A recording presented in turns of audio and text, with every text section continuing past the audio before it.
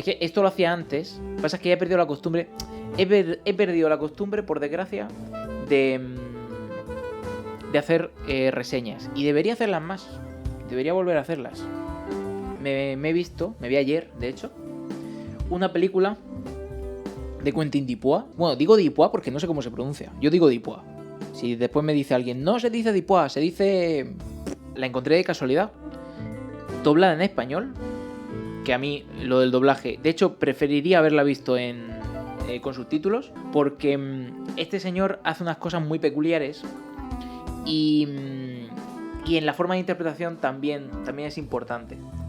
De todas formas, creo que el doblaje, por lo que yo vi del anuncio de la película en su momento, por lo que sé de la película en general, por cómo es el cine de este señor y por cómo está hecha la película y tal, creo que el doblaje es bastante fiel, que está bastante bien hecho. Y era, Diego, ¿qué significa esto de mandíbulas? Bueno, no voy a decir mucho del título, porque no quiero hacer spoiler de la película. De hecho, voy a decir cosas básicas que me parece que en la propia sinopsis de la película y en cualquier reseña que podéis encontrar van a estar. Y no voy a intentar no hacer spoiler, ¿vale? Por si queréis verla. Pero quiero empezar con una valoración general de lo que es el cine de este señor, de Quentin Dupieux.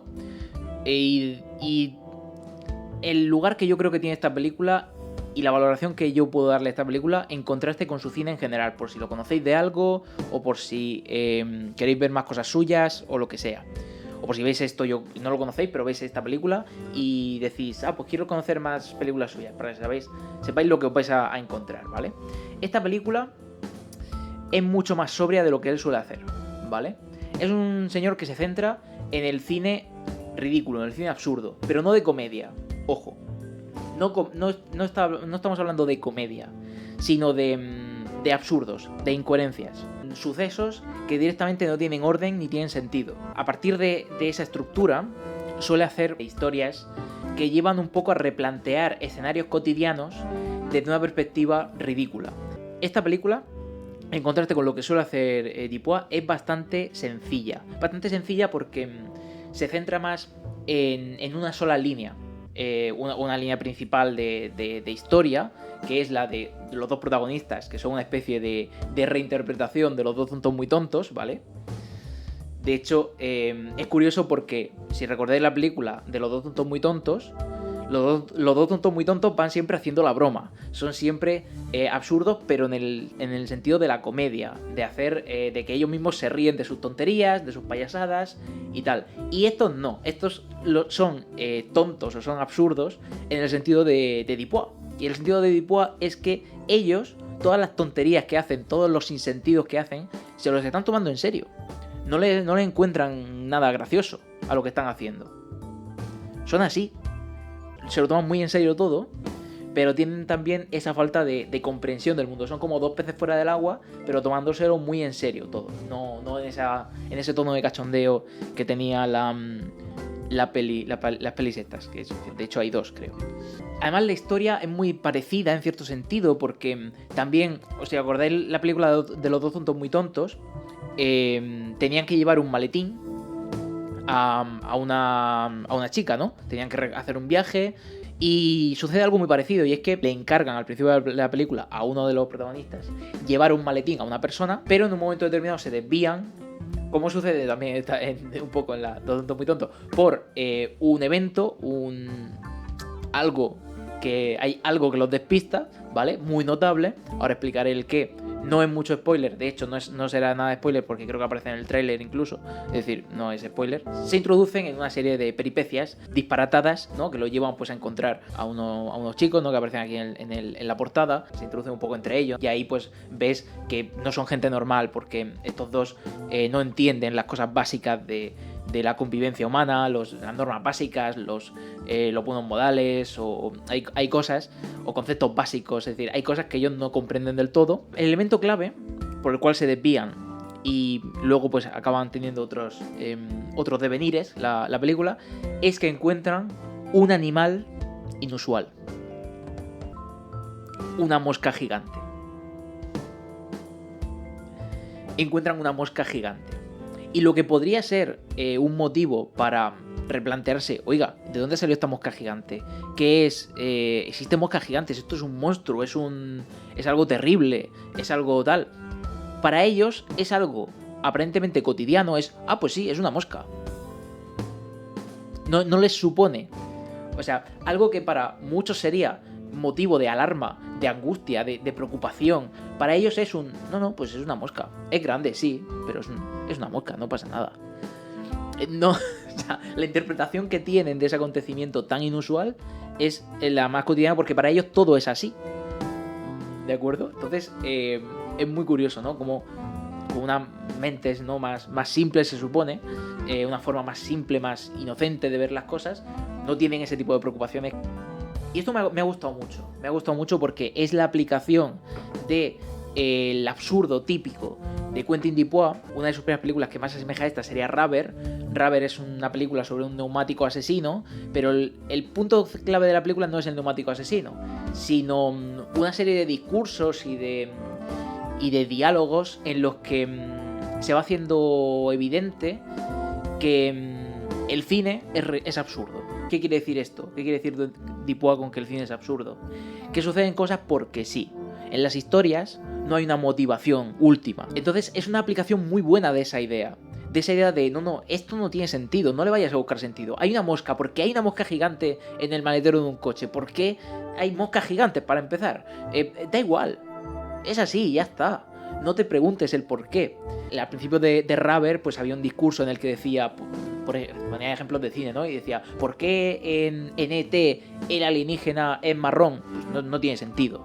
Es decir, no tiene una explicación real. Es porque sí. Porque el creador de la película ha decidido que eso sea así. Ya está. Utiliza mucho esa idea del sinsentido y aquí la aplica bastante bien.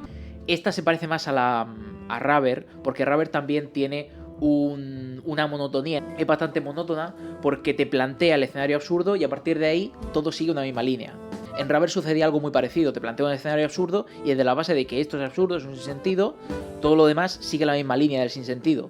Hay algún girito, de hecho esta película tiene algún girito interesante que cabría analizar con más spoilers. Sin embargo, pues películas como Gronk, como Reality, tienen continuos cambios, continuas transformaciones. Si al principio piensas que no tiene sentido, a los 20 minutos va a tener menos sentido todavía, de modo que no hay una sucesión de elementos en los que tú digas, vale, le puedo encontrar lógica a partir de esta base.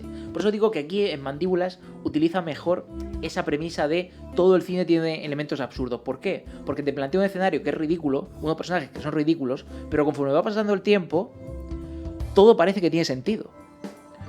No porque tenga sentido lo que te ha planteado, sino porque una vez has asumido que esa premisa es la premisa de la película, todo lo demás se deriva de ahí.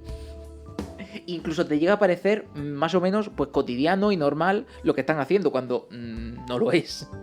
A mí me ha gustado en este sentido, creo que es una propuesta interesante. No es lo que a mí más me gusta del director, pero oye, como desarrollo de su propia propuesta está interesante, está chulo. Si algo de lo que os he dicho os interesa y si no tenéis demasiado apego por el cine coherente, los argumentos bien hilados y tal, os recomiendo Quentin Dupieux así en general. O sea, cualquier cosa suya está chula. Esta, como primera toma de contacto, puede estar bien, pero teniendo en cuenta que no es lo más característico, o a mí al menos lo que no me parece que sea lo más característico de su cine. Lo más característico podría ser, por ejemplo, Reality, que sería un punto más. De hecho, Reality yo creo que es mi favorita. Gronk también está ahí. Lo que pasa es que con Gronk hay que pillarla con ganas. Hay que pillarla con ganas porque además el propio título lo dice. Equivocado, es que todo está mal en esa película. Es que sistemáticamente es una película en la que todo está mal.